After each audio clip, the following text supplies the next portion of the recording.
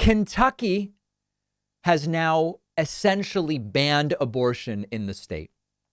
This is almost certainly a violation of Roe v. Wade, but the Supreme Court is going to rule in what is at this point only weeks whether Roe v. Wade is essentially gone.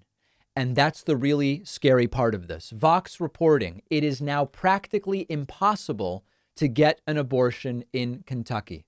A new law is forcing the state's last remaining abortion providers to shut down. Vox reporting, Kentucky ended virtually all in-state abortions Wednesday, enacting a sweeping law that bans abortions after 15 weeks of pregnancy, restricts minors' access to the procedure, and cracks down on medication abortions. It's now the state with the harshest abortion restrictions in the United States. The new law goes into effect immediately. It will force the state's 2 remaining abortion clinics in Louisville to close due to onerous new requirements on doctors, forcing Kentuckians to look elsewhere for abortion care. So, again, this almost certainly violates Roe v. Wade. Roe v. Wade says that the Constitution protects women's liberty to choose to have an abortion without excessive government restriction. Now, excessive government restriction is the source of much controversy and opens itself up to significant interpretation. So excessive restriction allows some restriction, but not too much.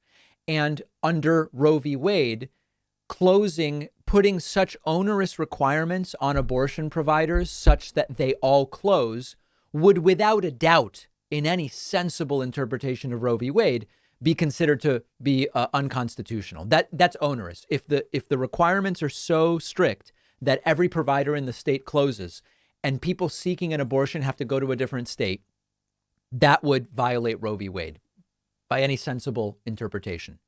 But this will be appealed, of course.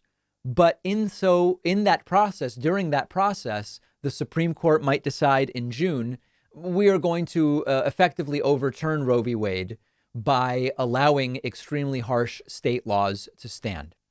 Roe v. Wade could be gone in a few weeks. And as is often the case in red states that are trying to ban abortion, many of those states are an economic, an educational, and healthcare disaster. I've said this so many times before. The states that are obsessed with these cultural issues are disastrous states by almost every metric. If you look at Kentucky, for example, Kentucky is 43rd out of 50 in terms of healthcare. Kentucky is 40th out of 50 in terms of its economy. Kentucky is 48th out of 50 in fiscal stability, 44th in education, and 47th in terms of poverty rate. And yet their focus is, let's try to ban abortion. We've talked before, at minimum, if you want to ban abortion, you should include all sorts of support for the expectant mothers and parents, because all of these additional children being born that folks in theory wanted to not have born. So you're going to give them financial support, right? Well, no, that's not right either.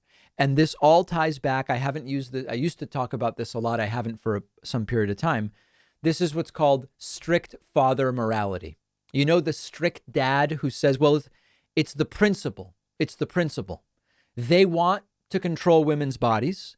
They have a religious view on, sexual intercourse is supposed to be strictly for procreation.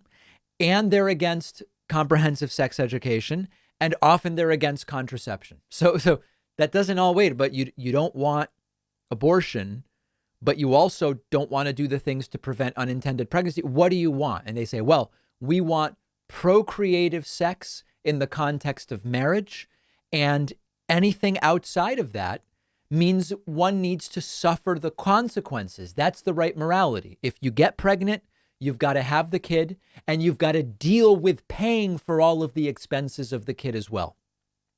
Wait, but so that doesn't make sense, because we know that one of the best ways to prevent unwanted pregnancy is total and complete access to contraception, comprehensive sex education. That's how you prevent unwanted pregnancy. Excellent study out of St. Louis looked at this. oh no, but that wouldn't be the right morality, because that would open the door to people just having sex. And that, no, that doesn't go with our morality. It's completely backwards. It is antiquated thinking.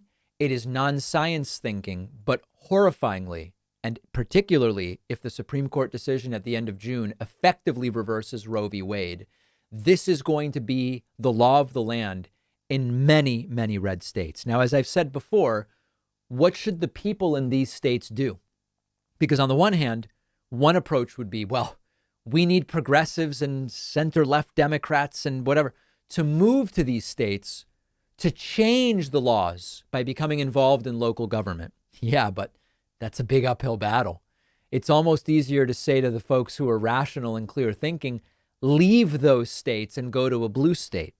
But the problem is a lot of people can't afford to do that. So it really is a disastrous situation. I don't know what the abortion landscape is going to look like, say 12 months from now. A big piece of that is because we don't know what the Supreme Court will decide in a few weeks. And another part of that is we don't know to what degree red states will continue pushing these types of laws. Every indication is that red states are determined to push this stuff. Another reason, yet as if we needed more reasons, yet another reason why the upcoming midterm elections are so consequential. And by that, I mean, it's not just about who we elect to the U.S. Senate and the U.S. House of Representatives, but there are tons of local elections as well that are going to set the tone. Governor's races, state senates, state houses of representatives.